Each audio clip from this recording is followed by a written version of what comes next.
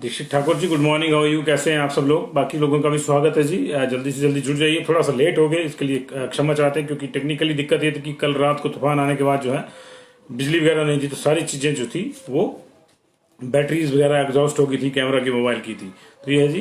तो तृप्ता ठाकुर जी, लोहिताक्ष जी, अरविंद चोपड़ा जी नमस्ते, खूबराम ठाकुर जी नमस्कार, ममता ठाकुर जी नमस्ते, देशराज जी, अमना खातून जी, ऋचा राठौर जी, राकेश भाटिया जी नमस्कार, वंशेष कहोल नमस्ते, अरुण सरीन कैसे हैं आप, साई हिमाचल ठाकुर, पवन शर्मा, सरला शास्त्री, राजेश गंगोत्रा, राजपूत समीर पठानिया, वंशेष कहोल, राजेश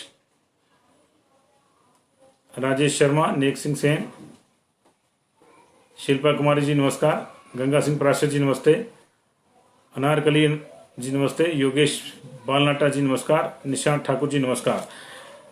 बहुत बहुत शुक्र है जी आप सब लोगों का। और मैं इस वक्त की जो बड़ी खबरें हैं वो लेकर आपके समक्ष हाजिर हूँ। इस वक्त की बड़ी खबरों में जो अलग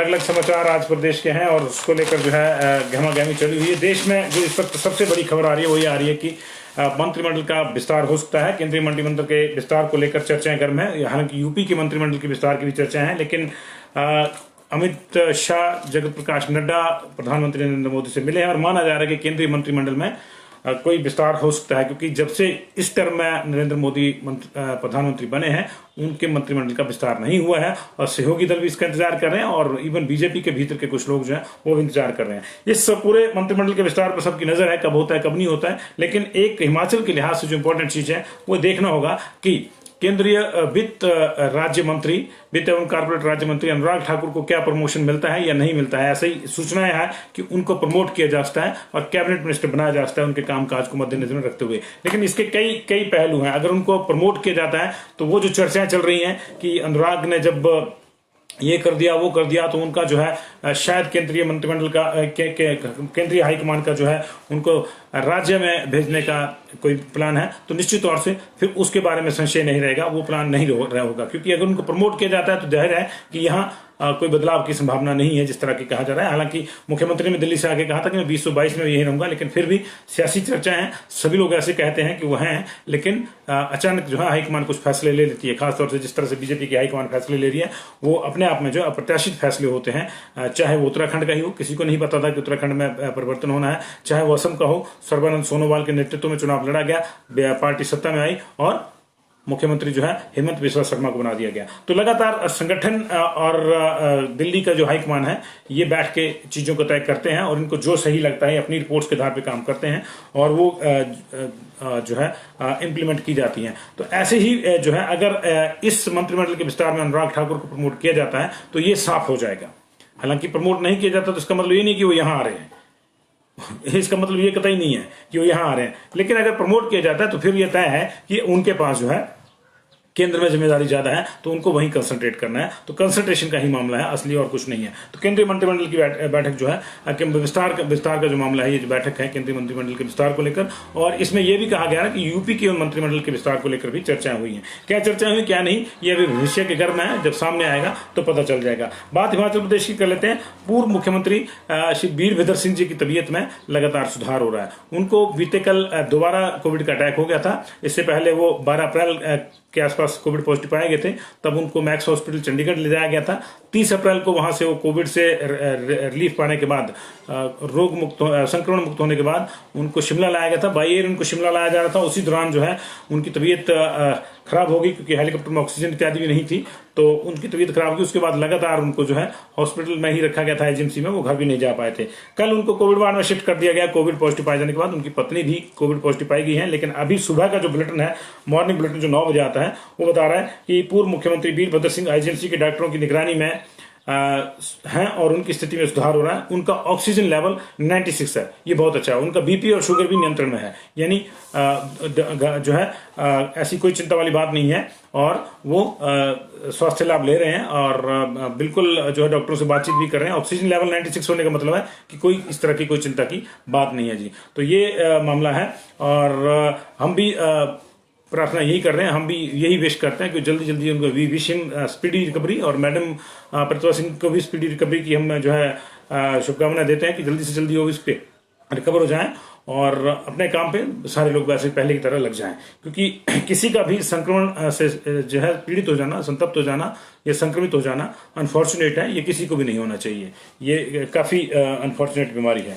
उधर निजी बसों पर आज फैसला हो जाएगा। केंद्रीय माफ कीजिएगा, राज्य मंत्रिमंडल ने कल फैसला ले लिया था कैबिनेट ने कि जो बसें हैं प्रदेश के भीतर चलानी शुरू हो जाएंगी सोमवार से, और तमाम रूटों पे बसें खुलेंगी, सभी रूटों पे एचआरटीसी की बसें सभी रूटों पे खुलेंगी। लेकिन प्राइवेट वालों को लेकर जो है अभी संशय है। संशय इसलिए है क्योंकि जो राहतें दी गई है उनसे वो कितना संतुष्ट हैं, कितना उसको कैलकुलेट कर पाते हैं सही ढंग से, कितना नहीं, क्या वो चाह रहे थे, क्या उनको मिला है, ये तो वही बता पाएंगे। लेकिन जो राहतें थी वो हमने आपको बता दी थी कि 40 करोड़ की राहत जो है परिवहन क्षेत्र को दी गई थी, और परिवहन के क्षेत्र में लगभग जो 40 करोड़ की राहत प्रदान की थी। इसके तहत स्टेज कैरिज ऑपरेटर जो हैं, जो प्राइवेट बस वाले हैं, उनकी कार्यशील पूंजी पर ब्याज अनुदान दिया गया है, और प्रति बस 2 लाख रुपए से अधिकतम 20 लाख रुपए तक की ऋण राशि बस ऑपरेटरों की कार्यशील पूंजी के रूप में प्रदान की जाएगी, और ऋण की अवधि भी जो 5 वर्ष के लिए होगी, जिसमें ये कोविड का 1 साल जो है वो शामिल नहीं होगा। तो इस तरह से और भी फैसले लिए गए थे। स्पेशल रोड टैक्स पर टोकन टैक्स में भी 50% की राहत जो है वो टैक्सी,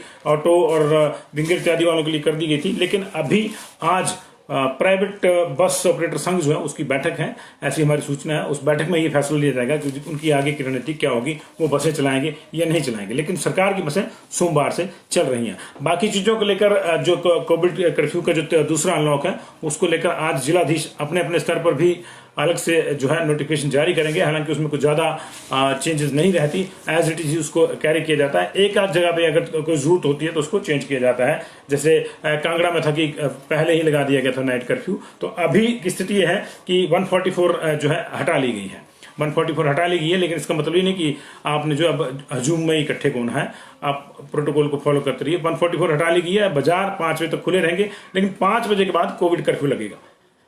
5 बजे के बाद अगले सुबह 5 बजे तक जो है 6 बजे तक जो है वो कोविड कर्फ्यू रहेगा, और उसमें उसी तरह से मामला जो रहेगा, जिसको हम ये भी कहते हैं नाइट कर्फ्यू रहेगा। और 5 बजे के बाद सामान्य वाहनों की आवाजाही जो है वो बंद रहेगी। जो बस अपने गंतव्य पे जा रही हो जाएगी, जो बसों के रूट हो जाएंगी, लेकिन प्राइवेट गाड़ियों वाले जो हैं वो अपनी गाड़ियां 5 बजे के बाद नहीं चला पाएंगे। उस पर रिस्ट्रिक्शन रहेगी, और ये 9 से 5 ही अब जो है मूवमेंट कर पाएंगे। लेकिन ये देखना होगा इसमें कि ऑफिस आने जाने वाले हैं तो निश्चित तौर से फिर वो 5 बजे अगर ऑफिस से छूटेंगे तो घर पहुंचने तक जो है उनको रिलैक्स करना होगा। उधर बस से अगर आप जा रहे हैं तो आपका पास जो है वो बस का ही पास होगा। हाँ, बॉर्डर को लेकर बहुत से क्वेरीज आ रही हैं, और बॉर्डर ये है कि बॉर्डर पे पंजीकरण जरूरी है। अगर आपने हिमाचल आना है तो आपको रजिस्ट्रेशन बहुत ज्यादा जरूरी है, लेकिन आरटीपीसीआर की जो बाध्यता पहले थी वो खत्म कर दी गई। बस सिंपल इतना सा फैसला हुआ है कि आरटीपीसीआर रिपोर्ट जो है आपको एडवांस में नहीं लगानी पड़ेगी, लेकिन आपको अपना पूरा एड्रेस, पूरा पंजीकरण करवा के आना पड़ेगा, ताकि जरूरत पड़े तो आपको टेस्ट के लिए प्रस्तुत होना पड़ेगा। ये है जी। और इसी आधार पर टूरिज्म भी ओपन रहेगा कि बाहर से जो भी आते हैं उनको जरूरी नहीं है कि अपनी वो पॉजिटिव रिपोर्ट लगाएं, लेकिन उनको रजिस्ट्रेशन जरूरी है ताकि पता लगे कौन आया, कहाँ से आया, कहाँ गया है। और एग्जैक्ट उनको बुकिंग जो है निश्चित तौर से इस तरह से दर्शानी होगी। ऐसा नहीं कि हम मनाली जाके जो होटल ढूंढेंगे, आपको प्रायर बुकिंग करनी होगी। तो ये जो है बड़े मामले हैं। बाकी बाजार में सिर्फ जो है 3 घंटे का और समय बढ़ा दिया गया है। पहले ये 5 घंटे का था, इसको 8 घंटे कर दिया गया। बाकी स्थितियां वैसी की वैसी रहेंगी। सैटरडे संडे का जो पहले प्रावधान था वैसे रहेगा, और सोमवार से शुक्रवार जो था वो वैसे रहेगा। आज 18+ वालों के लिए वैक्सीनेशन का जो बुकिंग है वो आज खुलेगी 2:30 से 3 बजे। सभी जिलों की 2:30 से 3 बजे खुलेगी। 28,000 लोगों को इस बैच में वैक्सीनेट किया जाएगा। तो हर सेशन पे जो है लगभग 100, हर सेंटर पे 100 लोगों को वैक्सीन लगाई जाएगी। तो आज से फिर स्लॉट खुल रहा है, आप अपना स्लॉट बुक करवाएं, और अगला जो है मंगलवार को बुक करवाएं ताकि वीरवार को लग सके। और इस तरह से चलेंगे। 21 से कुछ नए सेशन आ सकते हैं, उसमें बढ़ोतरी हो सकती है, 2 की बजाय 3 भी हो सकते हैं, 3 की बजाय 4 भी हो सकते हैं। लेकिन एक इंपॉर्टेंट चीज ये है कि 45+ वाले जो हैं, 45 ऑनवर्ड्स ऑल, उनके लिए कहा गया, उनको एडवाइजरी जारी की गई है कि कोशिश करेंगे अगर उनको पहला डोज नहीं लगाया तो 19 तारीख से पहले लग जाए। कोशिश करें कि उनका पहला डोज 19 तारीख से पहले लग जाए। उसके बाद जो है उनको दिक्कत यह हो सकती है कि हो सकता है कि जो बड़ी आबादी रहेगी 18+ 44 वाले की, उनके लिए सेशन ज्यादा हो जाए और 45+ वालों के लिए कम हो जाए, तो उनको दिक्कत आएगी। क्योंकि भीड़ भड़का भी जो है वैक्सीनेशन सेंटर पे नहीं किया जा सकता। अभी 45 वाले जो हैं और उनसे ऊपर वाले जो हैं उनको सिर्फ जाना है, वहीं मौके पर रजिस्ट्रेशन होगा और वहीं उनको वैक्सीनेट कर दिया जाएगा। जिनकी पहली डोज नहीं लगी है ये उनके लिए, जिनकी दूसरी डोज जब ड्यू है वो तो तब ही लगेगी, उसमें कोई प्रॉब्लम नहीं है। उसमें सबसे पहली प्रायोरिटी फिर सेकंड डोज वाले को मिलेगी। लेकिन जिसको पहली डोज नहीं लगी है वो प्लीज 19 तारीख से पहले ये इंश्योर कर ले कि उसको पहली डोज लग जाए। बहुत बहुत शुक्रिया जी आप लोगों का। और लैक्टेटिंग मदर्स जो दूध पिलाने वाली माताएं, एक बार मैं फिर से बता दूं, उनको प्रायोरिटी ग्रुप में शामिल किया गया है। इसलिए आपके घर में कोई दूध पिलाने वाली माता है जो छोटे बच्चों को भी दूध पिला रही है, 1 साल से छोटा बच्चा है और ब्रेस्ट फीड करवाती हैं, तो वो अब तक उनके लिए वैक्सीन का प्रावधान नहीं था, लेकिन वो अब तुरंत प्रभाव से वैक्सीनेशन अपने करवा लें ताकि वो भी संक्रमण से बची रहें और उनके साथ हर पल जो बच्चा रहता है उसको भी कोई दिक्कत ना हो। तो ये उनको प्रायोरिटी ग्रुप में डाला गया। वो जाएंगी तो प्रायोरिटी के आधार पर लगेंगे। उनको बुक कराने की जरूरत शायद रहेगी अभी 18 से 44 वाले में, लेकिन फिर भी प्रायोरिटी के आधार पर बुकिंग होगी उनकी, देखना होगा। हालांकि कुछ इस तरह से भी मुझे लग रहा है कि अब आने वाले समय में इस तरह से भी एक व्यवस्था करनी पड़ेगी कि लैक्टेटिंग मदर्स का जो है वो ऑन साइट जो है रजिस्ट्रेशन करना पड़ेगा, क्योंकि ऐसे तो दिक्कत हो जाएगी। ऐसे तो सारे लोग बैठेंगे तो उनको स्लॉट मिलता है या नहीं मिलता है, ये देखना होगा। और स्लॉट बुकिंग के लिए आप जो है CSC जो है कॉमन सर्विस सेंटर जो है, या जिनको लोक मित्र केंद्र भी कहते हैं, वहां से भी आप स्लॉट बुक करवा सकते हैं, या आप किसी के माध्यम से स्लॉट बुक करवा सकते हैं, ऐसी कोई दिक्कत नहीं है। फिलहाल ये व्यवस्था है, 21 के बाद शायद कुछ और व्यवस्था हो जाए जी। बहुत बहुत शुक्रिया जी आप लोगों का, थैंक यू वेरी मच। नहीं, स्कूल्स के ऊपर कोई मीटिंग नहीं है जी, स्कूल के ऊपर कोई मीटिंग नहीं, स्कूल अभी बंद रहेंगे। यूनिवर्सिटी का शेड्यूल जो है 15 तारीख से पहले जो है शायद 15 दिन के भीतर आ जाएगा शायद, और 15 जून के बाद जो है शेड्यूल जारी हो जाएगा। और यूजी और लास्ट ईयर की जो परीक्षाएं हैं अंडर ग्रेजुएट क्लासेस की, वो जो है होंगी कॉलेज में होंगी जी। ट्रेनिंग इंस्टीट्यूट अभी नहीं खोलेंगे जी, ट्रेनिंग इंस्टीट्यूट नहीं खोलेंगे जी अभी।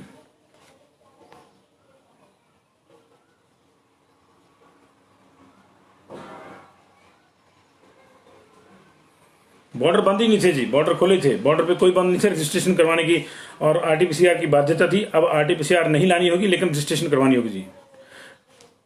इंटरनेशनल फ्लाइट जो है अभी बंद है जी, जो बहुत जरूरी है वही है सोनका बालिया जी, 30 तक बैन है, उसके बाद देखना पड़ेगा जी।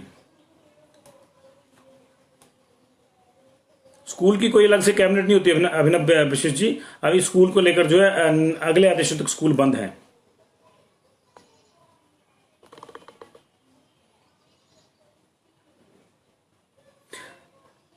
शनि कुमार जी दुकान से 5 बजे के बाद वैसे ही आएंगे जैसे आप दुकान 9 बजे पहुंचेंगे जी।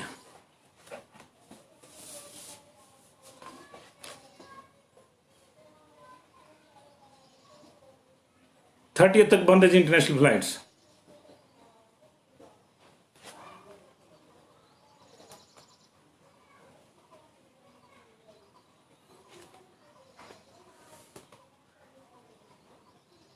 कोरोना टेस्ट रिपोर्ट बाहर से आने पर नहीं लगेगी जी। अब सैटरडे संडे को बसें चलेंगी जी। नर्सिंग कॉलेज जो है 28 तारीख से खुल सकेंगे, नर्सिंग वाले और दूसरे जो पैरामेडिकल वाले हैं 28 तारीख, फार्मेसी वाले जो 28 तारीख से खुलेंगे, 23 तारीख से MBBS, आयुर्वेदा और डेंटल कॉलेज खुल जाएंगे जी। ITI बंद रहेंगे जी। वॉल्वो HRTC के पास होगी तो चलेगी, जब भी प्राइवेट वॉल्वो को लेकर कोई फैसला नहीं हुआ। वॉल्वो में आप वैसे भी ना जाइएगा, वॉल्वो जो है AC बस होती है और AC बस में जो अगर एक भी संक्रमण वाला व्यक्ति बैठेगा तो प्रॉब्लम है। अभी आप ऑर्डिनरी बस में सफर कीजिए जिसकी खिड़कियां खुली रहती हैं और सीधी फ्रेश हवा आती है जी। कांगड़ा से चंबा जाने में सोमवार से कोई दिक्कत नहीं है जी।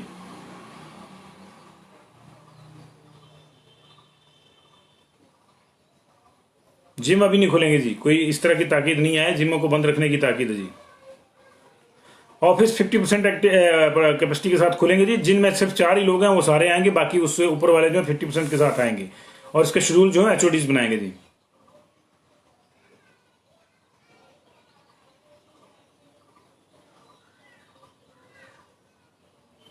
सेंट्रल गवर्नमेंट को भी वही है जी, सेंट्रल गवर्नमेंट के लिए भी वही रूल है बॉबी शर्मा जी, 50% वाला जी। पंजाब से हिमाचल में जा सकते हैं जी, लेकिन आपको उसके लिए जो है रजिस्ट्रेशन जरूर करवानी पड़ेगी। बहुत सही बात करी जी हमारे पास प्रेमराज चौहान ने कि सरकार के बंद और खोलने से कुछ नहीं होता, लोगों को सुधरना होगा।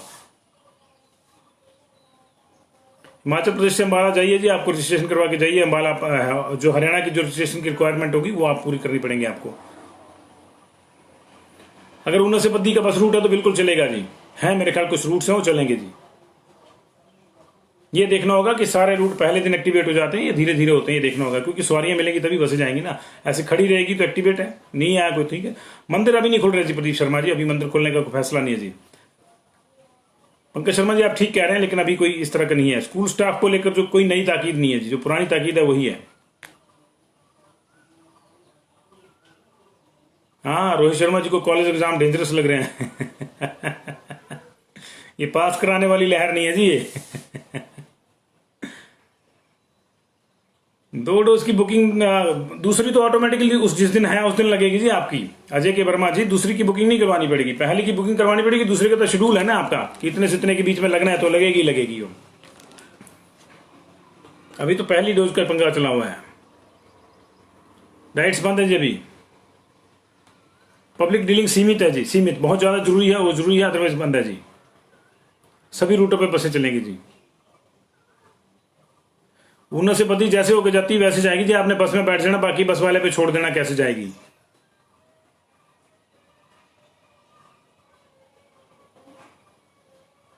डिफेंस वालों की जो छुट्टी का विजय जी उनका जो वारंट होता है, जो वेकेशन वारंट होता है, छुट्टी का वारंट होता है, वही जो है वही उनका पास माना जाएगा। लेकिन फिर भी उनको रजिस्ट्रेशन तो करवानी पड़ेगी, बाकी कोई दिक्कत नहीं है। रजिस्ट्रेशन तो करवानी पड़ेगी, कहाँ से आ रहे हैं कहाँ जा रहे हैं जी।